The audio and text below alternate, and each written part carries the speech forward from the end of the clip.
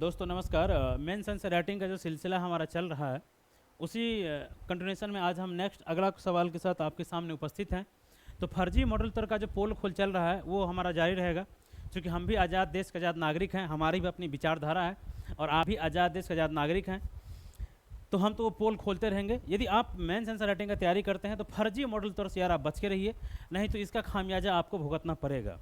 ठीक है, आप डिस्कशन और डिबेट के माध्यम से मेंस एंड राइटिंग का तैयारी कीजिए, उससे बेहतर कुछ नहीं हो सकता है। यदि आपको कोई समस्या हो मेंस एंड राइटिंग में तो आप हमारे दिए गए नंबर पर हमसे संपर्क कर सकते हैं। मुखर्जी नगर दिल्ली में हम संस्थान चलाते हैं। UPSC, UPPCS, BPSC and other state PCS का तैयारी यदि आप कर रहे हैं और मेंस में कोई भी दिक्कत हो तो आप हमारे दिए गए नंबर पर हमसे संपर्क कर सकते हैं।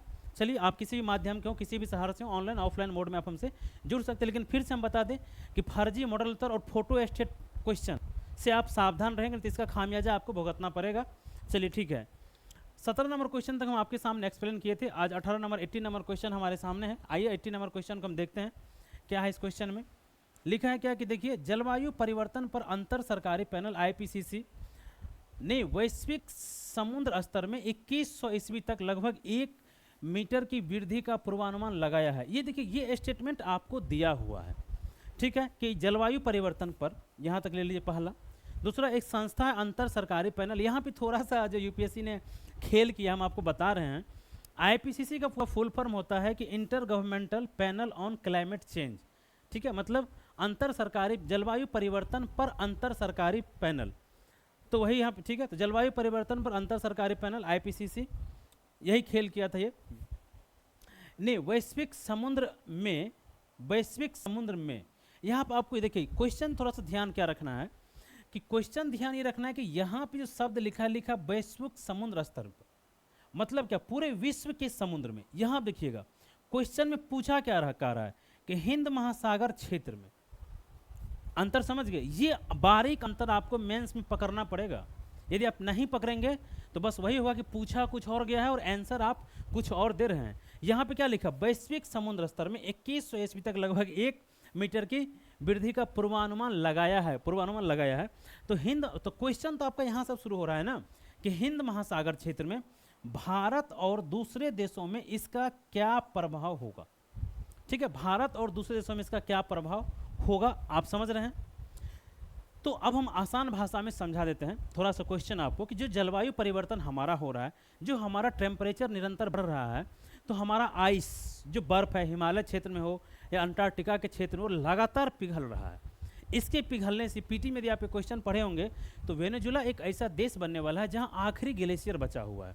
वो ग्लेशियर जो है कभी भी ख़त्म हो सकता है अगर उसको रोका नहीं गया, जलवायु परिवर्तन रोका नहीं गया तो ये जो हम, ठीक है, तो इससे क्या हो रहा है, समुद्र जैसे देखिए हमारा जो हिमालय है, हिमालय से जब बर्फ पिघल रहा है तो गंगा नदी या अन्य नदी के माध्यम से वो पानी कहाँ जा रहा है, बंगाल की खाड़ी में।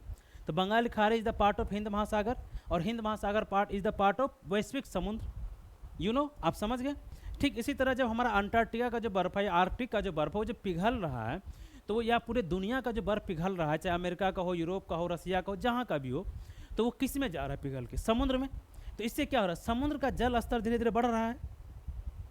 तो वही कह रहा है कि ये जो जल स्तर, ये आपको स्टेटमेंट दिया हुआ है कि बढ़ रहा है।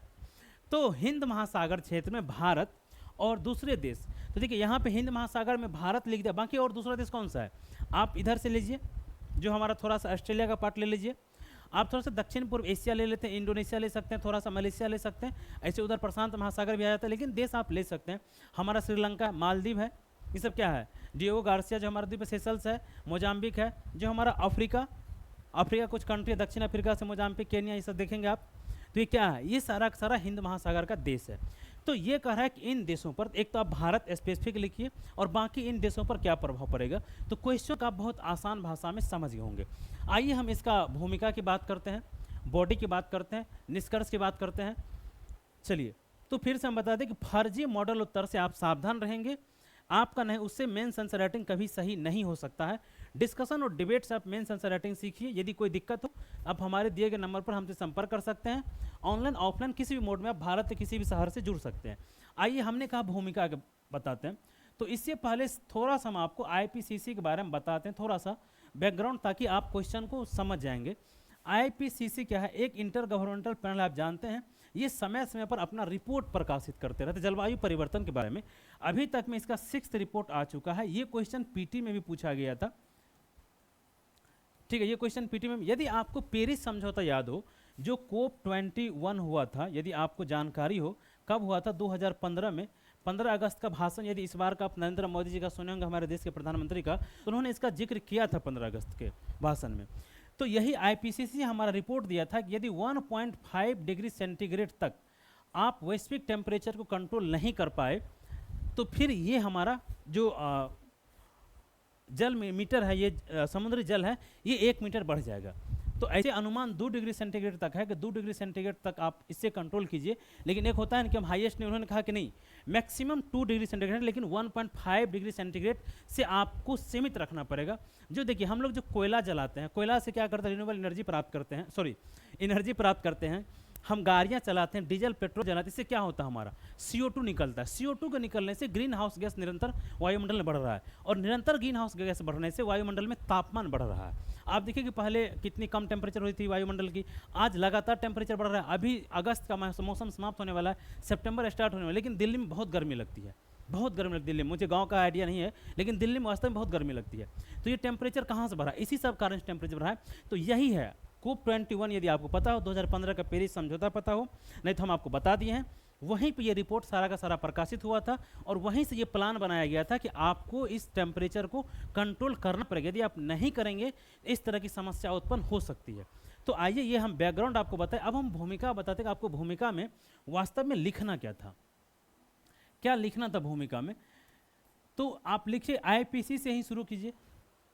इंटर गवर्नमेंटल पैनल, जो इस पे लिखा हुआ है कि जलवायु परिवर्तन पर अंतर सरकारी पैनल में दुनिया भर, यह ठीक है, यह दुनिया भर के वैज्ञानिकों का एक समूह है जो निरंतर हो रहे जलवायु परिवर्तन पर अध्ययन प्रकाशित करता है, या अध्ययन कर अपना रिपोर्ट प्रकाशित करता है। वर्तमान समय तक IPCC की कुल 6 रिपोर्टें आ चुकी है, जिसमें इन्होंने अनुमान लगाया है कि यदि 1.5 डिग्री तक वैश्विक तापमान को वैश्विक तापमान को 1.5 डिग्री सेंटीग्रेड तक बढ़ने से नहीं रोका गया, क्योंकि क्वेश्चन में भी पूर्वानुमान शब्द का जिक्र किया गया है ना, नहीं रोका गया, तो जो हमारा वैश्विक समुद्र स्तर है उसकी ऊंचाई 1 मीटर तक वृद्धि हो सकती है। बस ये आपका भूमिका हो गया। आपने जोड़ दिया कि IPCC जलवायु परिवर्तन पर अंतर सरकारी पैनल, यह दुनिया भर के वैज्ञानिकों का एक समूह है जो वैश्विक स्तर पर निरंतर हो रहे जलवायु परिवर्तन का अध्ययन कर अपना रिपोर्ट प्रकाशित करता है। वर्तमान समय तक इसकी 6th रिपोर्ट आ चुकी है। इस रिपोर्ट के अनुसार यदि वैश्विक जलवायु में 1.5 डिग्री टेम्परेचर वृद्धि तक नहीं रोका गया, तो इसका अनुमान है, पूर्वानुमान है कि समुद्र स्तर में 1 मीटर की वृद्धि हो सकती है। पूर्ण विराम आपने बता दिया, तो भूमिका आप समझ गए।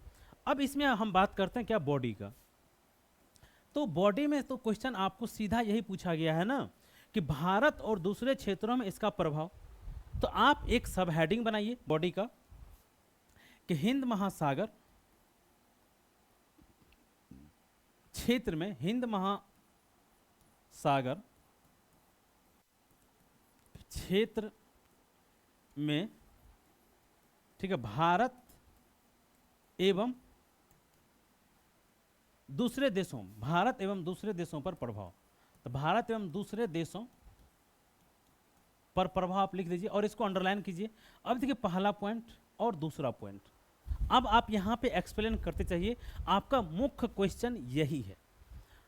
अब देखिए, अब क्या होगा यदि पानी बढ़ेगा, स्तर हमारा हिंद महासागर में यदि जल स्तर बढ़ेगा, तो आपको नहीं लगता है कि हमारा जो लक्षद्वीप है वो डूब जाएगा? या तमिलनाडु का, आंध्र प्रदेश का, उड़ीसा का, केरल का, गोवा का, जो गुजरात का हमारा समुद्री तट है, वो डूब सकता है अगर यदि 1 मीटर पानी बढ़ गया तो। 1 मीटर आप समझते हैं कितना हाइट होता है यदि पानी बढ़ गया तो आप पहला पॉइंट क्या लिखेंगे? तटीय क्षेत्र जलमग्न। पहला पॉइंट आप ये लिख सकते हैं, जलमग्न। इसको आप एक्सप्लेन कर दीजिए कि इससे उस क्षेत्र में बाढ़ आ सकती है और क्षेत्र हमारा जलमग्न हो सकता है, डूब सकता है। पहला पॉइंट आपका एक्सप्लेन कर दीजिए इसका, तटीय क्षेत्र जलमग्न। तो ये प्रभाव पड़ेगा भारत पे, और भारत के इतर जो दूसरे देश है, मलेशिया उलेशिया सिंगापुर इंडोनेशिया से तो डूब जाएगा।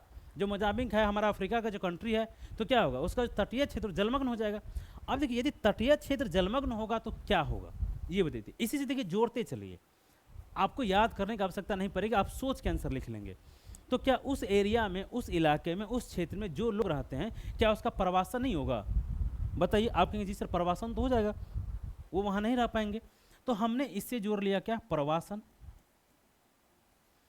प्रवासन होगा, उस जो जगह के जो लोग हैं वो प्रवास करेंगे इंडिया की तरफ। इंटरनल भाग, इंडिया का जो इंटरनल पार्ट है, आंध्रा के अंदर तेलंगाना, कर्नाटका, बिहार, यूपी, दिल्ली, इस सब में वो प्रवासन करेंगे। तो दूसरा, आप प्रवासन की बड़ी समस्या खड़ी हो जाएगी। आप इसको लिख लिए, समझ गए। चलिए हम तीसरा पॉइंट की बात करते हैं। इससे क्या होगा ये बताइए। जो अभी एक इकोटोन, एक ऐसी इन्वायरमेंट में एक शब्द होता है इकोटोन, यदि आपको मालूम हो तो। इकोटोन कई बार पीटी में पूछा भी गया है, जहाँ दो प्रकार की, ठीक है ना, जैव विविधताएं मिलती है। इसी देखिए हमारा समुद्र का अपना जैव विविधता है, और समुद्र से ऊपर स्थल भाग का अपना जैव विविधता है। तो वहाँ पे एक इकोटोन का क्षेत्र, उसे हम लोग संक्रमण का क्षेत्र कहते हैं, उसे इकोटोन, वहाँ की जैव विविधता एक अलग होती है। तो क्या आपको नहीं लगता जब 1 मीटर खारा पानी धरातल पे आएगा कोस्टल इलाका में, तो कोस्टल इलाका का जो हमारा जैव विविधता है, क्या वो नष्ट होगा या नहीं होगा ये बताइए। नष्ट हो जाएगा। और समुद्र का भी जैव विविधता है, जो अभी मान के चलिए हमारा, जो आप ज्योग्राफी पढ़ेंगे वहाँ पे मग्न तट, मग्न ढाल होता है। तो मग्न तट पे जितना पानी होता है अभी, और यदि उसमें 1 मीटर पानी और बढ़ गया, तो क्या समुद्री जैव विविधता भी समाप्त नहीं होगा? जो डीप वाटर में रहता है वो समाप्त नहीं होगा, लेकिन जो तलछट वाटर में रहता है उसकी समाप्त होने की संभावना है। तो और जो हमारा इकोटोन वाला सिस्टम है वो समाप्त हो जाएगा। तो हमारा जो स्थल भाग का जैव विविधता वो समाप्त हो जाएगा। तो जैव विविधता पर नकारात्मक प्रभाव, आप समझ गए। इसको आप एक्सप्लेन कर लेंगे, जैव विविधता, ठीक है। चलिए जैव विविधता पर आप हो गया। अब चलिए इससे अगला पॉइंट हमारा है, हम पर्यटन की बात कर लेते हैं। पर्यटन, आप थोड़ा सा गोवा याद कर लीजिए, अभी केरला का क्षेत्र याद कर लीजिए, हमारा लक्षद्वीप का क्षेत्र याद कर लीजिए। अभी हमारे देश में एक आंदोलन भी चला था कि हम मालदीव क्यों जाए, लक्षद्वीप क्यों ना जाए। यदि पानी बढ़ गया, लक्षद्वीप डूब गया, गोवा का जो कुछ बीच पे आप जाते हैं धूप सेकने, अगर वो बीच डूब गया तो पर्यटन करने कहाँ जाएंगे, नदी में? ये बताइए। तो क्या हमारे पर्यटन पर प्रभाव पड़ेगा कि नहीं पड़ेगा? बिल्कुल पड़ेगा, पड़ेगा ना। तो ये पॉइंट आप एक्सप्लेन करेंगे। इससे क्या होगा, जो भारत का आर्थिक नुकसान है, आर्थिक नुकसान होगा या नहीं होगा ये बताइए। तो आर्थिक नुकसान में चलिए, और अब हम बताते हैं, अभी जो हमारा सीरी एग्रीकल्चर है, जो हम सी फूड्स की बात करते हैं, जैव विविधता नष्ट होगा, पर्यटन नष्ट होगा। तो जो हम सी फूड की बात करते हैं, समुद्री एग्रीकल्चर, एक्वाकल्चर की बात करते हैं, जो सीरी विधि से हम करते हैं, तो क्या वो प्रभावित हमारा होगा कि नहीं होगा? मत्स्य पालन हमारा प्रभावित होगा कि नहीं होगा ये बताइए। हमारा जो नौकायन चलता है वो प्रभावित होगा कि नहीं होगा बताइए। तो क्या इससे क्या होगा, आर्थिक नुकसान होगा या कि नहीं होगा, आप बताएं। होगा आर्थिक नुकसान, तो आप इसको लिख सकते हैं, एक्सप्लेन कर सकते हैं। चलिए अगला पॉइंट हम देखते हैं, इससे क्या होगा और बताइए। क्या जो हमारा समुद्री इलाका है, जो हमारा तटीय इलाका है, जो हमारा कोस्टल इलाका है, जो वहाँ हमारा इंफ्रास्ट्रक्चर बना हुआ है बंदरगाह के लिए, तो क्या उसको नुकसान पहुँचेगा? तो हम बात कर सकते हैं तटीय अवसंरचना, तटीय अवसंरचना। अब बताइए, यदि हमारा लक्षद्वीप डूब गया और वहाँ पे जितनी हमने इंफ्रास्ट्रक्चर डेवलप की है, तो उसको नुकसान पहुँचेगा या कि नहीं पहुँचेगा, आप ये बताइए। तो तटीय अवसंरचना हम लिख सकते हैं। चलिए ठीक है। हमारे हिंद महासागर में क्या आता है? उष्णकटिबंधीय चक्रवात आता, आप जानते हैं, काफ़ी अधिक मात्रा में। और उष्णकटिबंधीय चक्रवात जब स्थल भाग से टकराती है तो वो कमज़ोर पड़ जाती है। इसीलिए आप सुने होंगे कि जो चक्रवात उड़ीसा के तट से टकरा रही है, पश्चिम बंगाल के तट से टकरा रही है, जब तक वो समुद्र पर रहती है वो बहुत स्ट्रॉन्ग रहता है। तो अभी जब उड़ीसा का जो तट है, और जब 1 मीटर पानी बढ़ेगा तो क्या वो तट अंदर आएगा या कि नहीं आएगा? तो जो हमारा उष्णकटिबंधीय चक्रवात आ रहा है वो और अधिक स्ट्रांग होगा कि नहीं होगा? बिल्कुल होगा। तो उष्णकटिबंधीय चक्रवात आप लिख सकते हैं कि बारंबारता में वृद्धि हो जाएगी। जब आप एक्सप्लेन करेंगे तो फिर इस पॉइंट को लिखेंगे। तो उष्णकटिबंधीय, ठीक है, उष्णकटिबंधीय चक्रवात, ये हो गया हमारा। इसकी बारंबारता में वृद्धि होगी, यह और अधिक स्ट्रांग हो जाएगा, अपेक्षाकृत अधिक नुकसान पहुंचाएगा। ठीक है, समझ गए। चलिए आगे चलते हैं, अगला हम बात करते हैं। अब देखिए खारे पानी, खारे पानी का प्रभाव। अब जब आप इरोजन पढ़े होंगे, ज्योग्राफी में एक शब्द आता है अपर्दन, अपर्दन, ठीक है। अपर्दन के बाद आता है परिवहन, और परिवहन के बाद आता है निक्षेपण। तो दोनों को छोड़िए, अपर्दन तक हम सीमित रखते हैं। तो अपर्दन किनके द्वारा होता है? नदी के द्वारा होता है, हवा के द्वारा होता है, इसी तरह समुद्री जल के द्वारा अपर्दन होता है। जो तटीय इलाके में होता है वहाँ प्राकृतिक पुल बनता है, कंदरा स्तंभ बनता है। तो ये क्या है? तो क्या जो तटीय इलाका हमारा, वहाँ कटाव बढ़ेगा कि नहीं बढ़ेगा, ये बताइए। कटाव बढ़ेगा। तो खारे पानी का जब प्रभाव होगा, खारे पानी का जब अतिक्रमण होगा, तो हमारा जो तटीय इलाका वहाँ अतिक्रमण की समस्याएं बढ़ जाएगी, सॉरी अपर्दन की समस्याएं बढ़ जाएगी। ठीक, अपर्दन समस्या बढ़ जाएगी। इससे हमारा तटीय जो इलाका है, कोस्टल जो इलाका है, उसको काफ़ी आर्थिक नुकसान उठाना पड़ सकता है।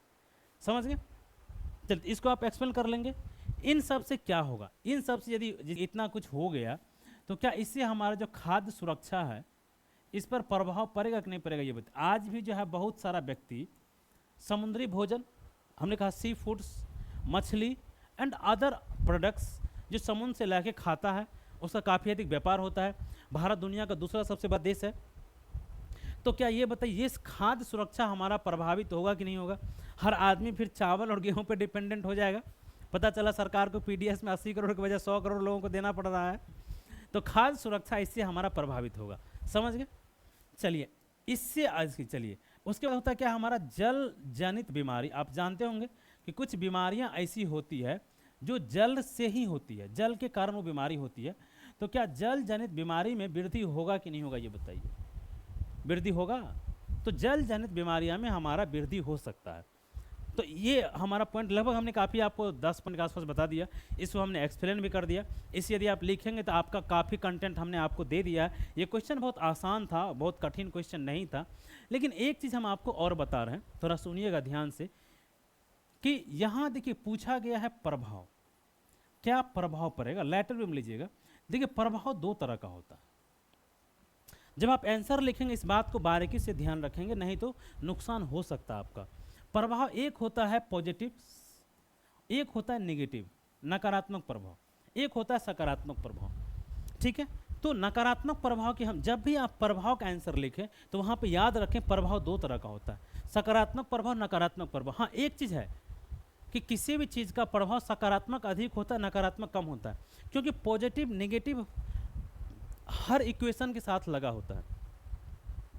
ठीक है, तो किसी चीज़ का पॉजिटिव प्रभाव अधिक होता है, नेगेटिव प्रभाव कम होता है, किसी का नेगेटिव प्रभाव अधिक होता है, पॉजिटिव प्रभाव कम होता है। तो इसी तरीक़ा से जो हमारा जल स्तर बढ़ेगा उसका नेगेटिव प्रभाव अधिक है, लेकिन कुछ तो पॉजिटिव प्रभाव होगा। एक दो पॉइंट आप पॉजिटिव प्रभाव का भी लिखिए, लेटर वे में लिखिए, लेकिन लिखिए ताकि ये एग्जामिनर को पता चले कि आपके अंदर अस्पष्टता है।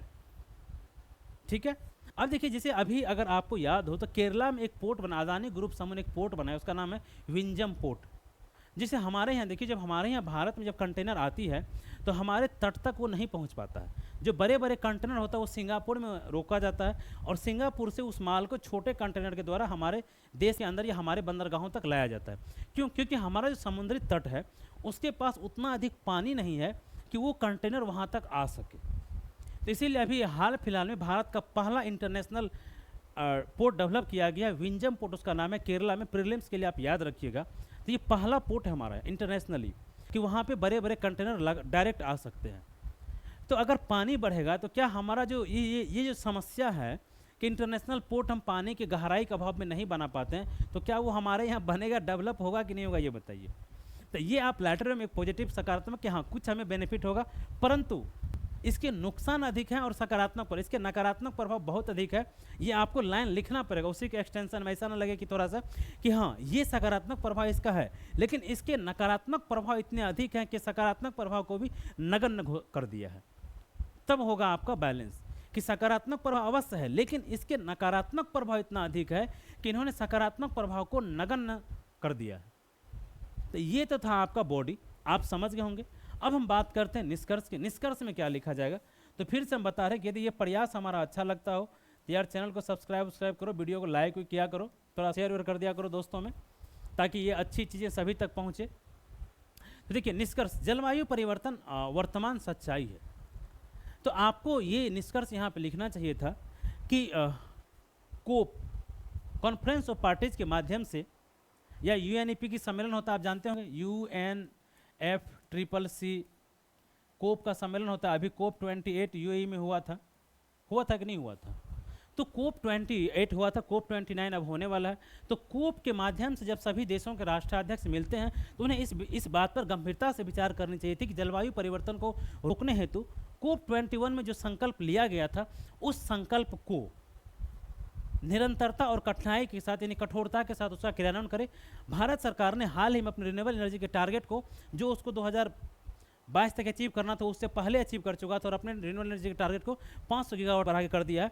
तो 500 गीगावाट बढ़ा, तो यही आपको लिखना है कि भारत इस वर्तमान समय में जलवायु परिवर्तन का नेतृत्व भारत कर रहा है, ठीक है। और SDG में जो हमारा 13 नंबर गोल है क्लाइमेट चेंज, तो उसे प्राप्त करने के लिए सभी देशों को आपस में मिलकर कार्रवाई करनी चाहिए थी या क्रियान्वयन करना चाहिए था।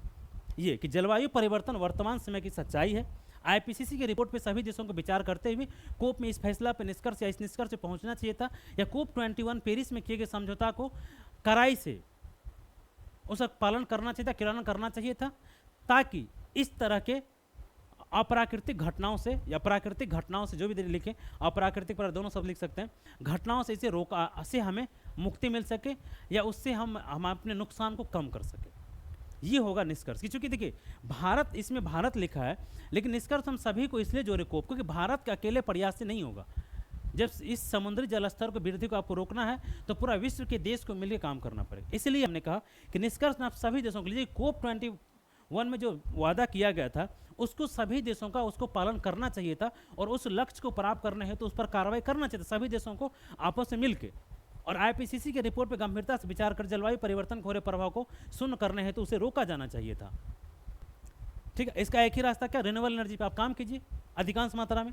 यदि और आपको लिखना है तो वैश्विक देशों को ये जिम्मेदारी अपनी निभानी चाहिए थी कि वो विकासशील देशों को वो तकनीक और आर्थिक मदद उपलब्ध कराएं, ताकि वो अपने रिन्यूएबल एनर्जी के टारगेट को अधिक बढ़ा सके, और जो पारंपरिक ईंधन से वो ऊर्जा प्राप्त करता है उसको कम कर सके। तो ये सुझाव भी हो सकता है आपका। तो निष्कर्ष आप समझ गए होंगे, आपको जो अच्छा लगे निष्कर्ष, मैंने 2-3 तरह के निष्कर्ष बताया, आप लिख दीजिए, ठीक है। तो चलिए उम्मीद करते हैं कि आप इस क्वेश्चन को समझ होंगे। फिर नेक्स्ट वीडियो में मिलते हैं किसी और क्वेश्चन के साथ। तब तक के लिए आपको बहुत बहुत धन्यवाद। और प्रयास हमारा अच्छा लगता है तो चैनल को सब्सक्राइब कीजिए, लाइक कीजिए वीडियो को, और दोस्तों में शेयर कीजिए, ठीक है। चलिए बहुत बहुत धन्यवाद आपको।